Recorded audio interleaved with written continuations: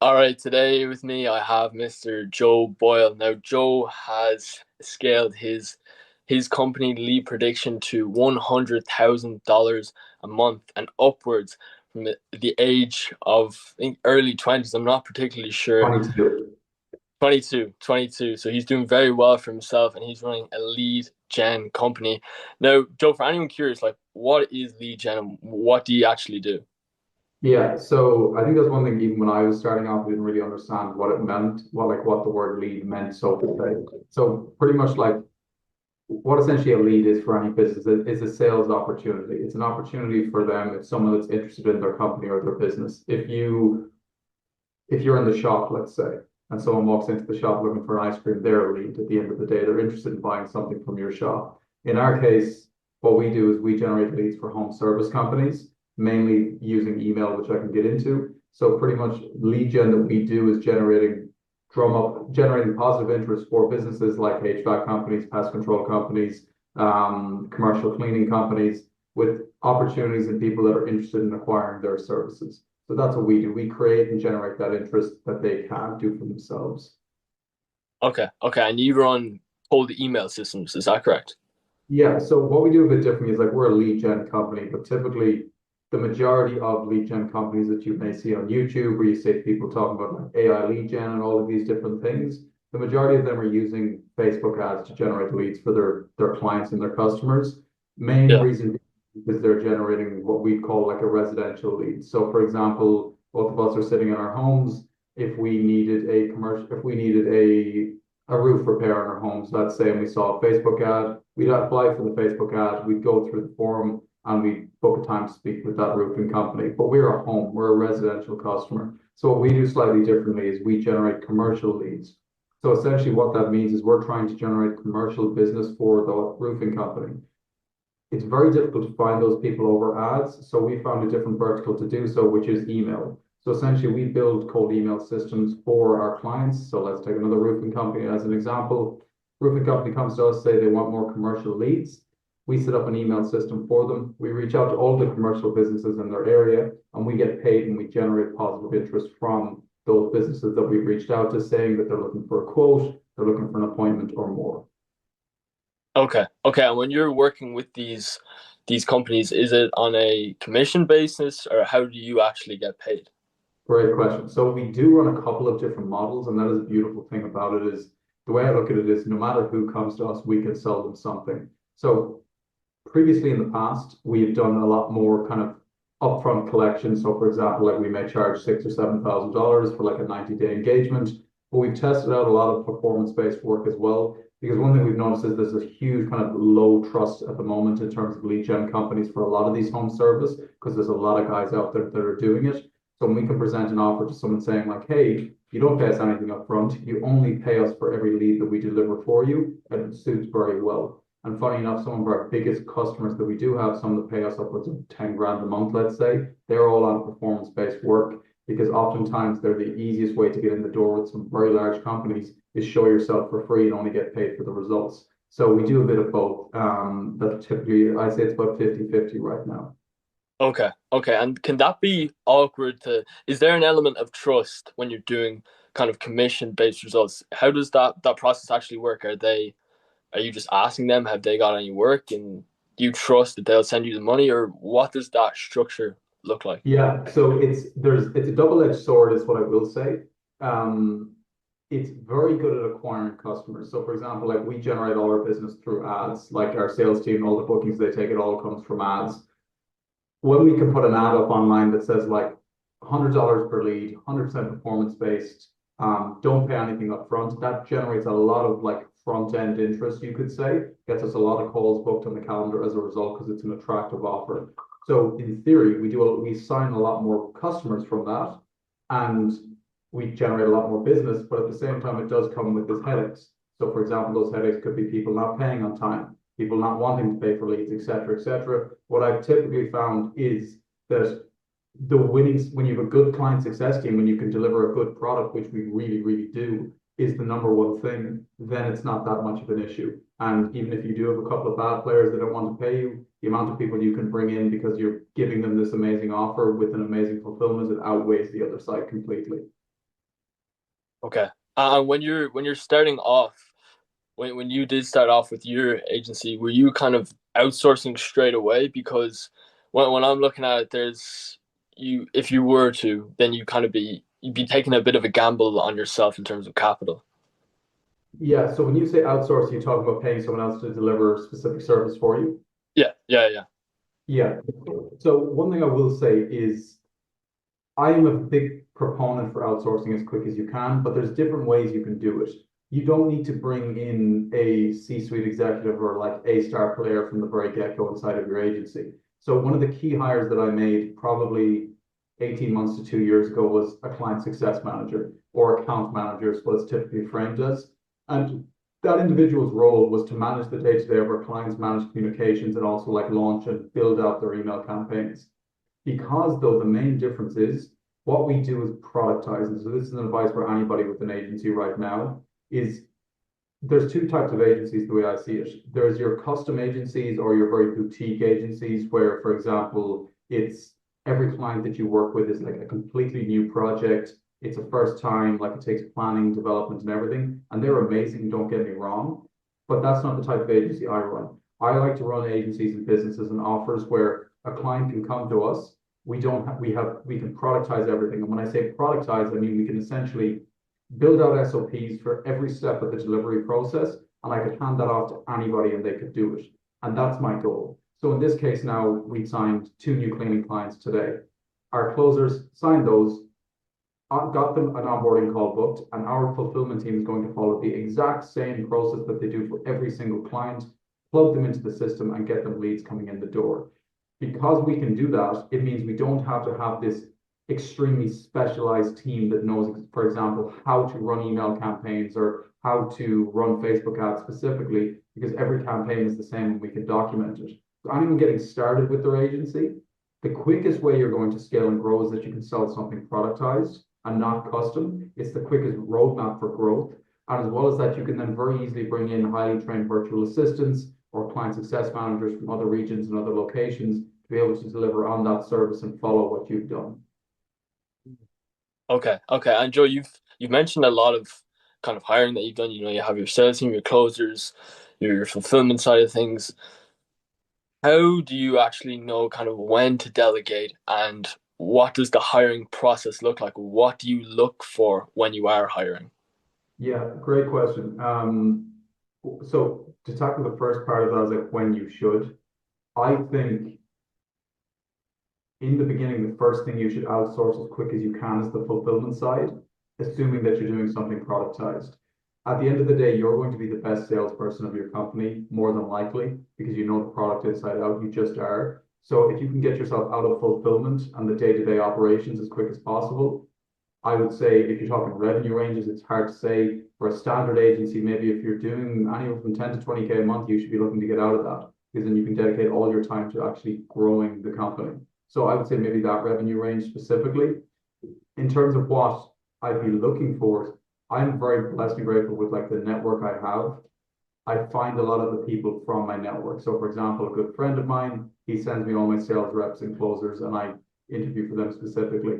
My current head of fulfillment has been a friend of mine for the last 2 years, but I actually showed what I did 2 years ago. He got into this whole email world and became an expert at it. And then I brought him into lead prediction to help run on that side. So that's been an amazing thing to do in full circle moment. So I kind of know a lot of these people already.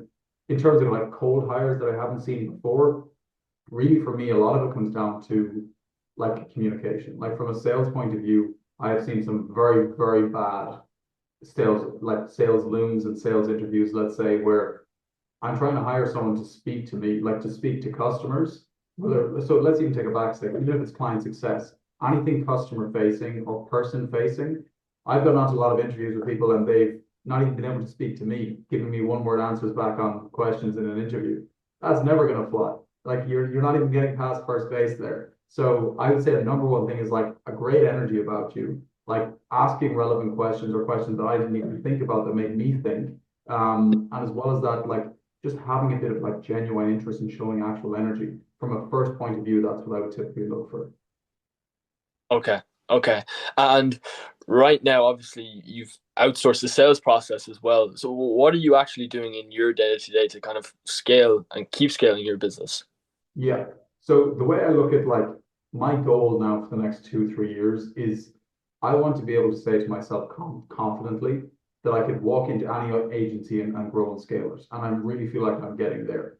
And the way I view it is I want my skill set to be based purely around sales and marketing and systems. So not exactly from a sales point of view. And I think people get confused with this is sales isn't just getting on a call and me convincing you to give me your credit card and pay. That's a small piece of the process.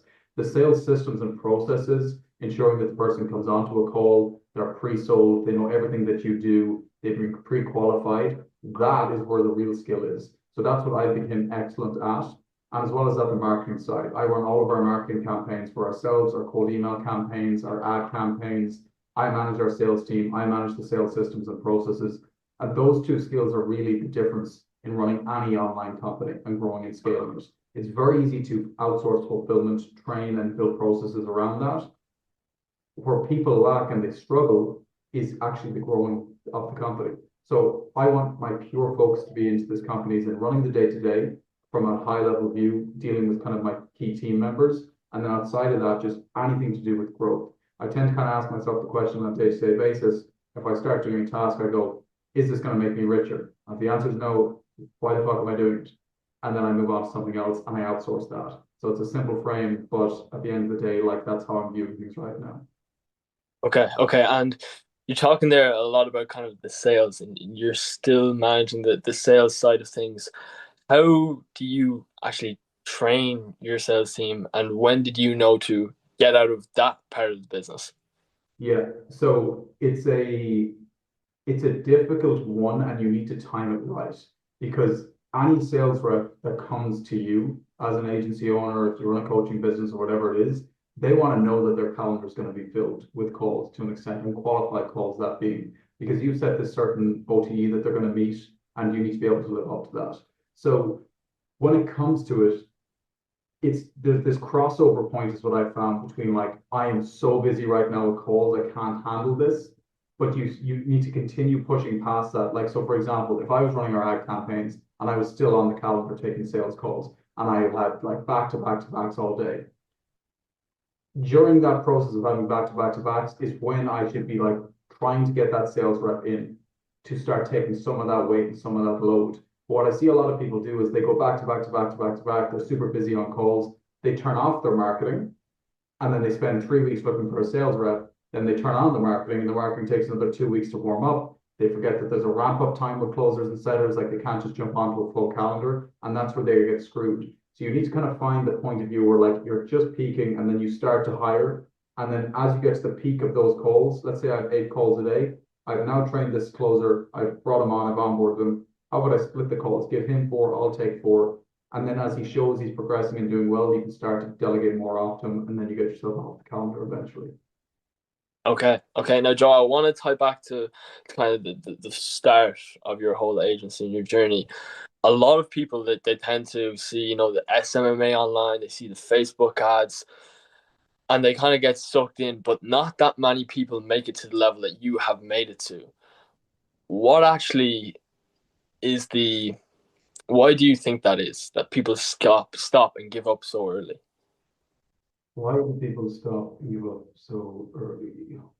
So let me just add some context to this because I think a lot of people see me and they're like, "Oh, this guy just figured it out in like 2 months." Like I went to college for 3 years, then dropped out of college, and now I'm here. And this would be my first year out of college if I'd stayed in the whole time. I spent three, first, second, 2.5 years with like no success, like zero, zero, zero. And when I say zero, I mean working 10, 12 hours a day still. I was working more then than I do now, but seeing nothing at all. So you have to have just a twinge of, I'm not sure what it is. You just know people are going to make it or they're not. And I don't think it should take you 2.5 years to see success with it. But if your timeline, if you really want to make something happen, you have a big enough pain that you want to make happen and goal that you're going to make happen, then if it takes you 6, 12, 18 months, 36 months, whatever it is, you should be able to dog it out because you actually don't want it if you don't. And I think that's really where it came down to. I wanted to work for myself. I wanted to have my own business. I didn't want to be in college, and I made it a burning desire. And I was not going to stop until I changed that reality. And it took longer, a lot longer than expected, but I made it eventually happen. So all these people I see that give up after 6 months, etc., etc., they don't want it enough at the end of the day. They don't want that change. It's not important enough, and they're happy to stay safe with what they're doing. And I really think that's what it comes down to. Reflecting back on that time, because 2.5 years, I mean, that's a long time to stick out of business and not see Yeah. results. What is something that you would have done going back now to not take so long?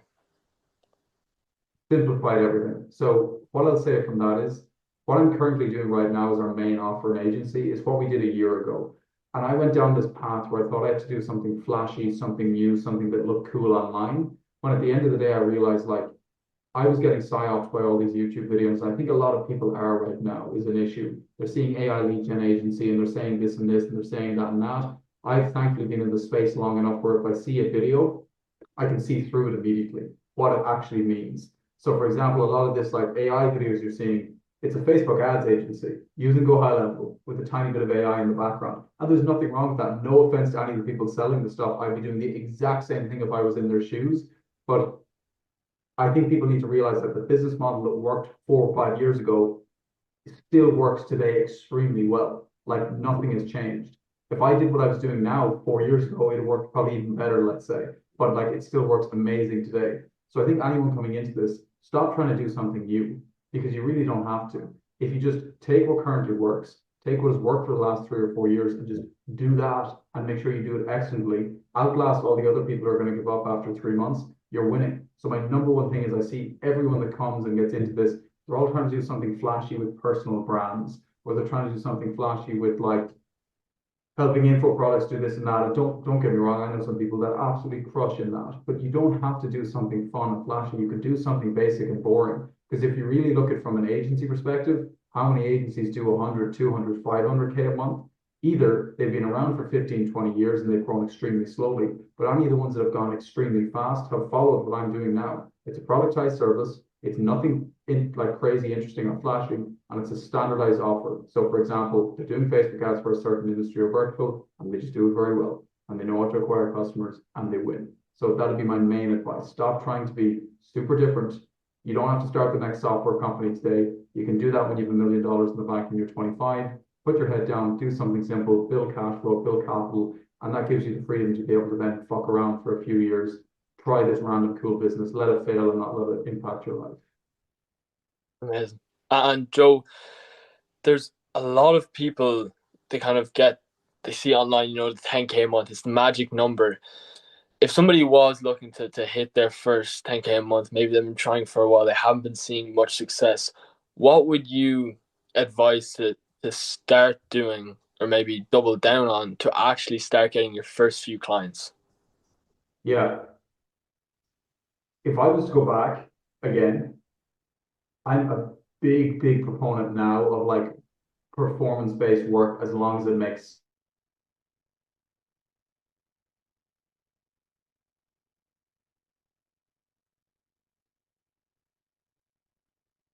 those lines, you're going to get clients very fast. And yeah, you're going to run into some issues, but guess what? You get to figure it out faster than everybody else.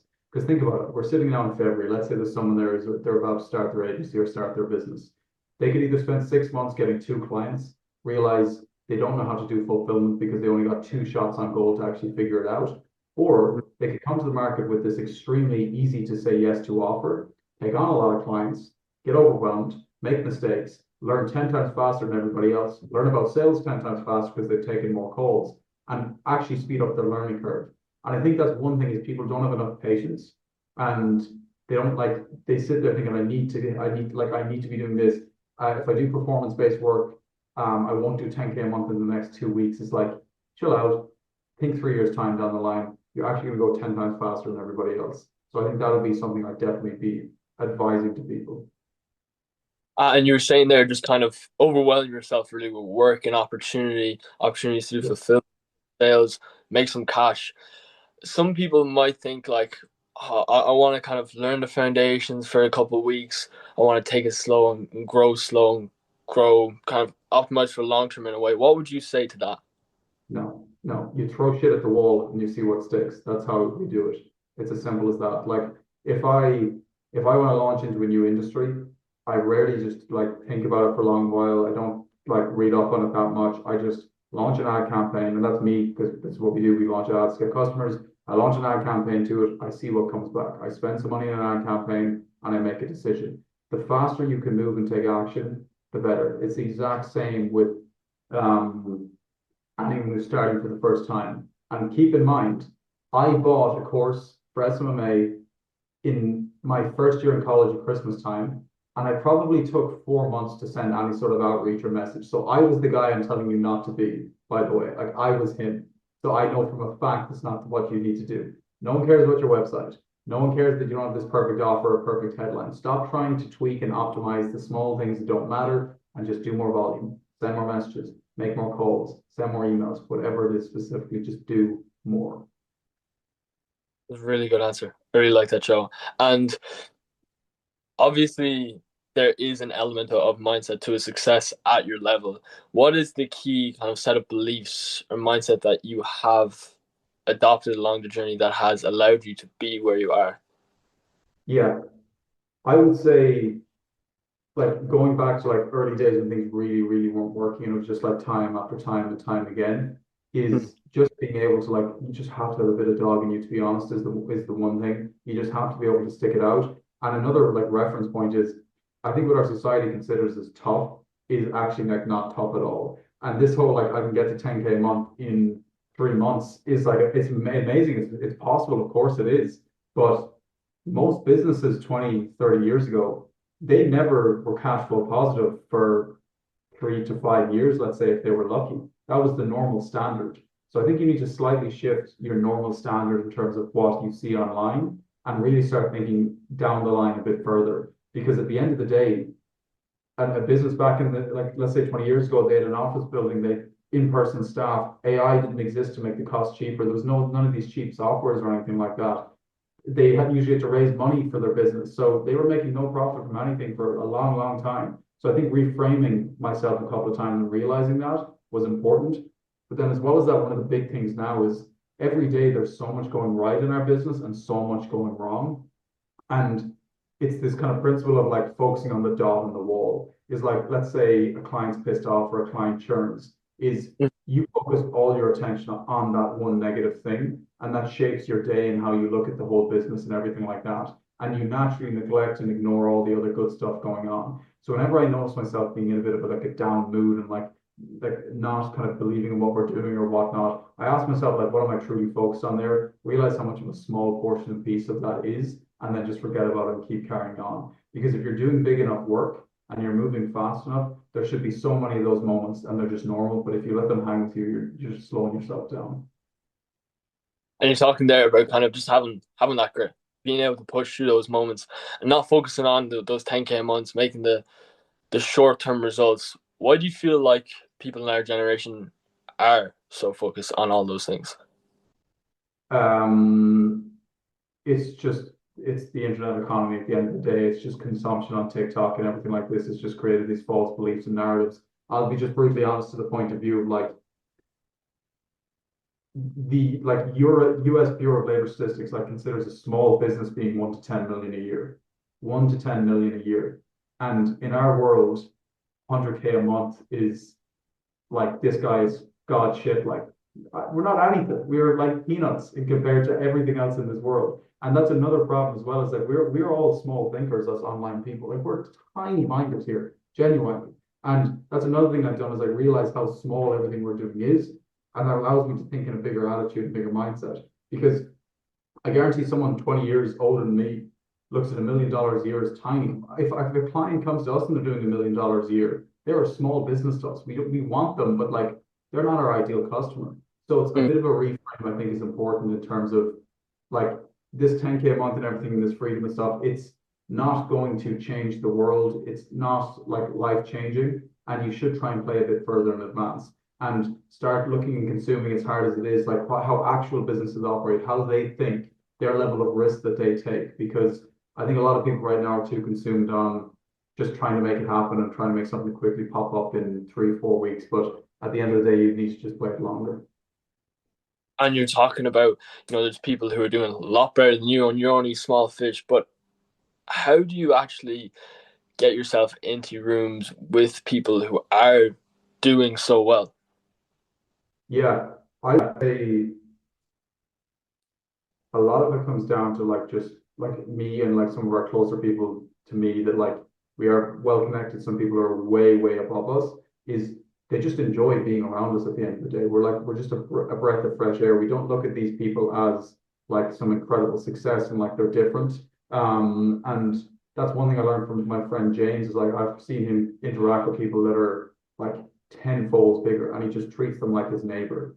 And they love that because they're so used to just getting like looked up to and like oh my god, look at this person. People are speaking to them like they're a king, and he just comes into a room and he just treats them like a normal person, like being extremely friendly and everything, like you would to anyone, and then actually builds like a proper relationship with the person and goes a lot further as a result. Okay. And from these people that you have connected with, what is the biggest traits you see among these people? They think in like 5 to 10 year horizons.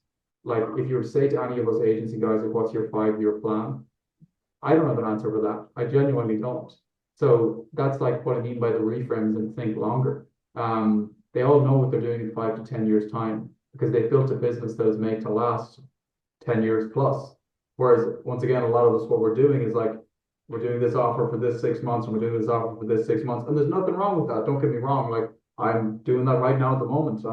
I can launch this offer, I can launch that offer. I'm trying to build up as much capital as possible. But those guys have all built businesses that they're able to forecast out the next 5 years, which is important because that means their day to day, they're not so hung up on like what's happening day to day because they remind themselves of what their goal is in 5 years' time. And today, in today's problems, are a tiny drop in the pond compared to where they're going to be in the future.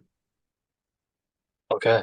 Okay. I really like that response. So I think there's definitely a problem with how small people think. They think of I need big, but I think they need it instantly. So I really like that. And for you personally, Joe, what has been your biggest failure throughout these last 3 4 years in the agency space, and what was your biggest lesson from that? Yeah, I would say the biggest mistake I made, which I touched on before, was like last year when we grew really quickly, we ran into so many fulfillment issues because we were trying to build something. I was trying to build something from my ego that I thought was like that needed to be more than it was. So like this is what I go back to when I was saying is like simplify things, stop trying to overcomplicate things. Sell leads to people. That's all I do right now. I sell leads to people. I don't do anything else. Someone responds back to an email campaign, I get paid. I am happy with that. I don't need to change that. That's amazing. Whereas last year, I wasn't happy with that. I said, no, I need to be doing more. I need to be doing something cooler. This needs to be harder than it needs to be. It's like, no, it doesn't. Things can be simple, and that's absolutely fine. But that was the number one mistake I made, was trying to make something that was awesome, too complicated, and that's where the failures occurred. And now what I've done is simplified all of it, and it's the best thing it could ever be. And do you think that you need ego in business to do well? Yeah, so this kind of goes back to like, I think people think ego is like a bad thing. And like, Mm. there's different ways you can look at ego. Ego to most people is like, that person's a bit of a dickhead. He thinks he's the shit, like, yada, yada. That's not always ego, in my opinion. That's society's view of ego. Ego at the same time is like, it's a tough one. Like, I think you do need ego because ego is what's going to attach you to the goal and attach you to the results and push you to get there. But you don't need ego to the point of view where you think you're better than people. No, you don't need that. But everybody needs to have a bit of ego. Any business person today has a bit of ego. They do. Okay, okay. Now, Joe, I want to wrap this up. This has all been amazing. You've dropped some really valuable information. But if me and you were to die today, you had to leave one piece of information for the younger generation. What would that be?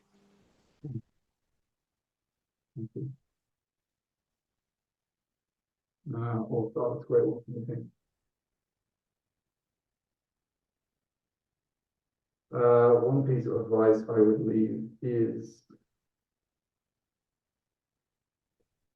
it's like the whole game is the journey. Like enjoy the journey, and which I didn't do for 2 or 3 years. Is like I didn't enjoy the journey when I should have, and I made things harder for myself than I needed to be. And one thing I've made very like I used to my whole personality used to be based on like how things were going in business. And like last year we dealt with a lot of problems and a lot of tough times, but I made Mm. a commitment to myself that I wasn't going to let it ruin or take me away from enjoying certain moments and being present and doing certain things like that. And when I look back and reflected on 2025, that was the number one thing I was delighted with was that I didn't let some issue happening in business affect my life in other aspects and other areas and the relationships that I had. So that's the number one thing I'd say is like enjoy the journey along the way, like live through the bumps, the highs and the lows, and don't let it change how you actually are as a person and what your general life is. Because at the end of the day, when you look back and you're dead, you won't remember an extra 5 mil in the bank. You'll remember, did you actually enjoy your life or did you not enjoy your life? So that's the one takeaway I'd say. Amazing. Thank you so much, Joe. It's been a pleasure to have you on. Likewise. Cheers.